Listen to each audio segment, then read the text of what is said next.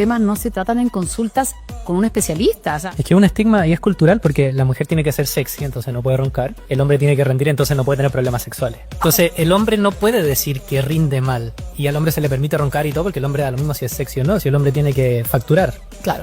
Y la mujer tiene que ser sexy. Da lo mismo si trabaja o no trabaja, no puede roncar. Pero seguimos seteados a la antigua. Porque la mujer no va a decir tan fácilmente que ronca. De hecho, a mí me lo dicen porque dentro de la amistad y todo, no, es como tan mal visto que la mujer ronque.